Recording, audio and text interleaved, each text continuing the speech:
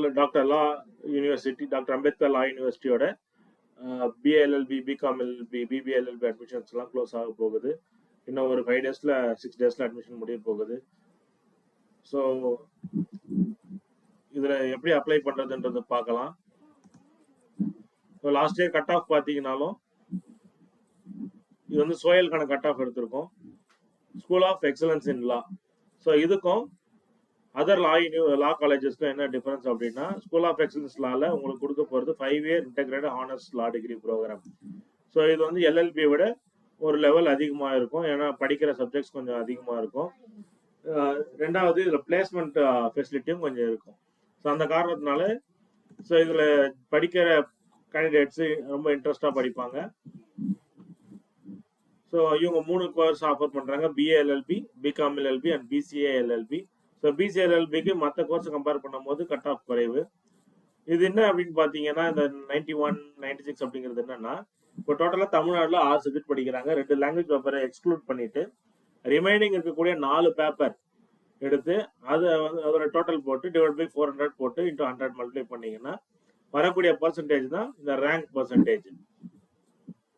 அதாவது physics, chemistry, maths, biology நான் படிக்கிறேன்ற பட்சம் அந்த 4 சப்ஜெக்ட் மட்டும் எடுத்து அந்த 400க்கு நீங்கள் எவ்வளோ ஸ்கோர் பண்ணியிருக்கீங்க அதோட பர்சன்டேஜ் மட்டும் எடுத்தீங்கன்னா அது வந்து லா டிகிரி ப்ரோக்ராமோட கட் ஆஃபாக வந்துடும்.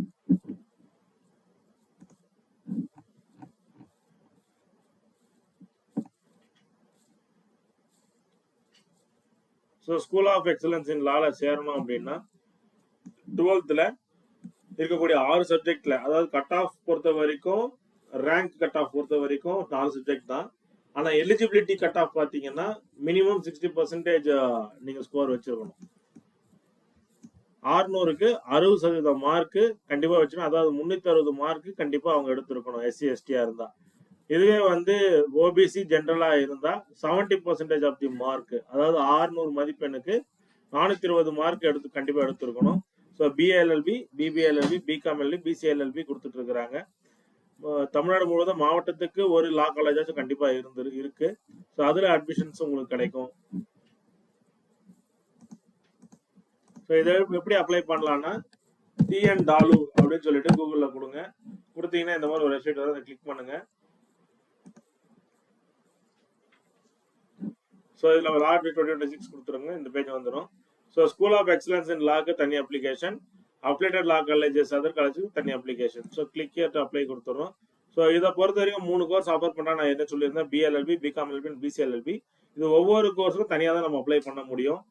ஸோ பிசிஎல்எல்பி படிக்கணும் அப்படின்னா அவங்க கண்டிப்பாக சயின்ஸ் கிராஜுவேட்டாக இருந்தால் மட்டும் தான் அது எடுக்க முடியும், கம்ப்யூட்டர் அப்ளிகேஷன். இல்லைன்னா மீதி கோர்ஸ் எல்லாமே நம்ம என்ன மேஜராக இருந்தாலும் எடுக்கலாம். ஸோ பிசிஎல்எல்பி கிளிக் பண்ணிடுறேன்.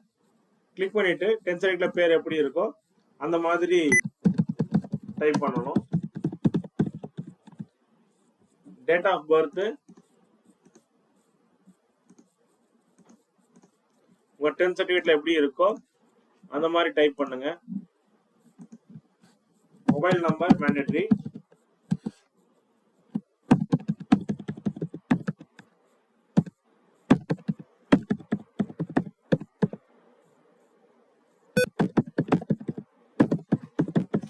இமெயில் ஐடி கேட்டிருக்காங்க. ஸோ இது அக்சஸ் இருக்கக்கூடிய இமெயில் ஐடியா கொடுங்க.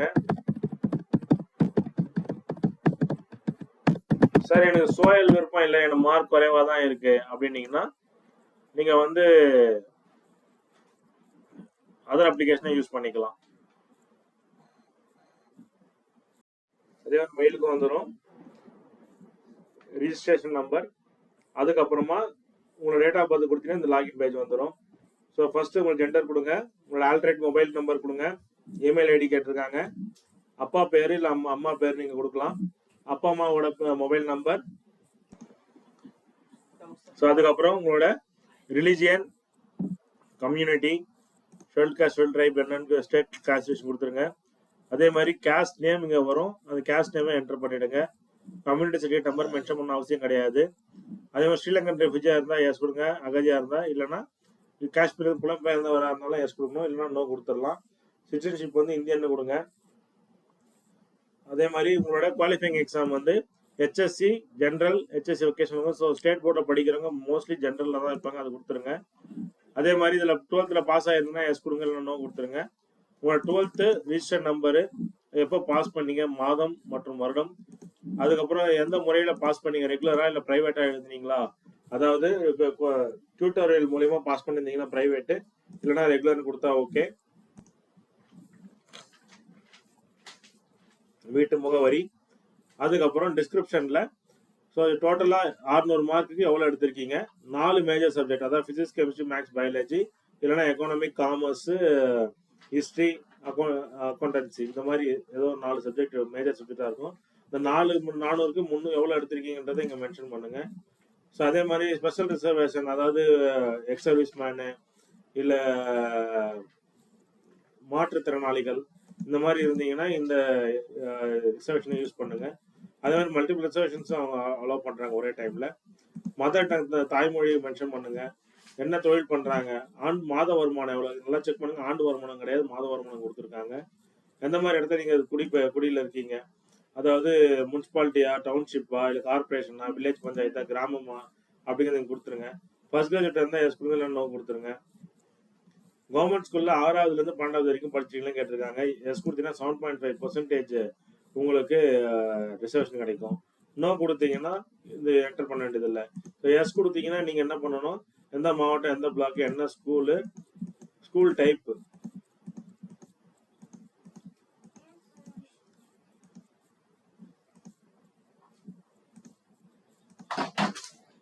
ஸோ நீங்க ஸ்கூல் என்ன கொடுத்தாலும் அதுவே டிஃபால்ட்டா அன்எய்டடா, கைடடா, இல்ல வந்து முனிசிபாலிட்டியில வருதா அப்படிங்கறத அவங்களே கொடுத்துட்றாங்க. எம்இஸ் நம்பர் உங்களோட 10th சர்டிஃபிகேட்ல இருக்கும், இல்ல 12th சர்டிஃபிகேட்ல இருக்கும், இருந்தா கொடுங்க. எம்இஸ் ஐடி இல்லைன்னா இன்கேஸ் மென்ஷன் பண்ணலாம்னா ஏன் மென்ஷன் பண்ற ரீசன் நீங்க கொடுங்க. அதனால கம்பல்சரியா எம்இஸ் நம்பர் நீங்க கொடுத்து ஆகணும்.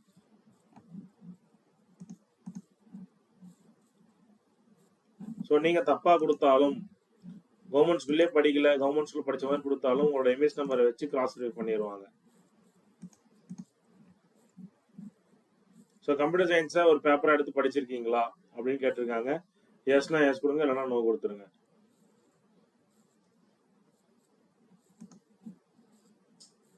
ஸோ கம்ப்யூட்டர் சயின்ஸ் ஒரு பாடமா எடுத்து படிச்சிருந்தா மட்டும்தான் நம்ம வந்து பிசிஏ அப்ளை பண்ண முடியும், இல்லைன்னா அப்ளை பண்ண முடியாது. ஸோ அதனால தான் பிசிஏக்கு கட் ஆஃப் வந்து கொஞ்சம் குறைஞ்சிருக்கு.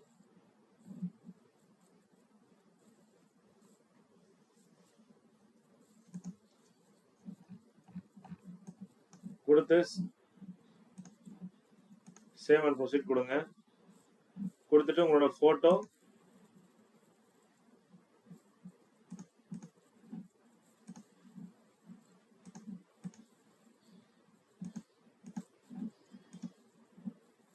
உங்களோட சைனு,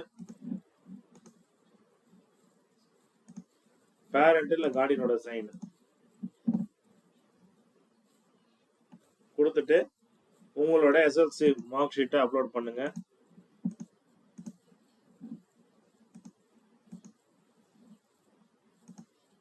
ஸோ இது வந்து ஜேபேக் வடிவத்தில் இருக்கணும்னு கேட்டிருக்காங்க இவங்க, பிடிஎஃப் கொடுக்கல.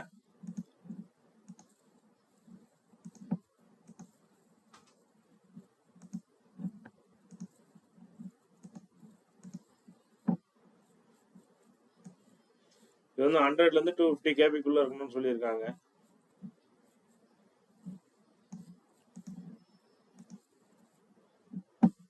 அதுக்கப்புறம் உங்க 12th mark sheet,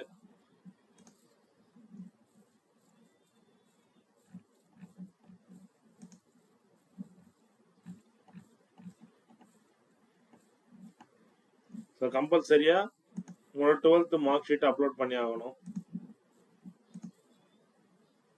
image ஃபார்மேட்ல.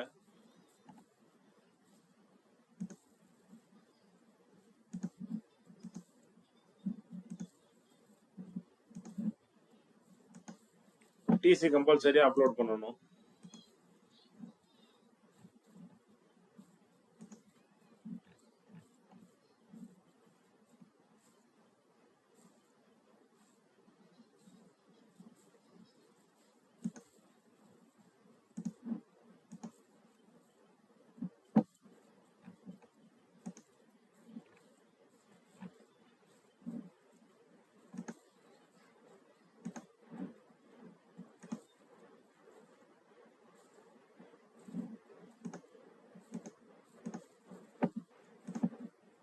Community certificate upload பண்ணிடுங்க.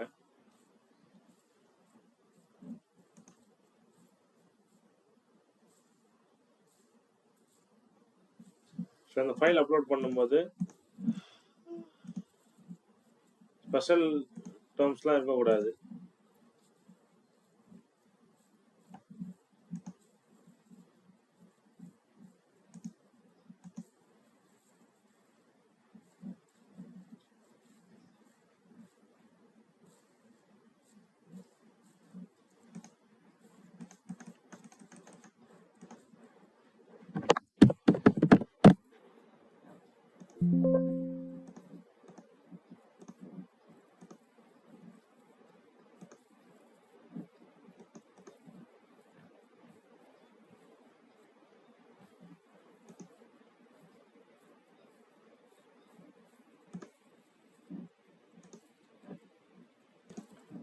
ஸோ நம்ம அப்போ கம்யூனிட்டி சைட் தான் அப்லோட் பண்ணியிருந்தோம்.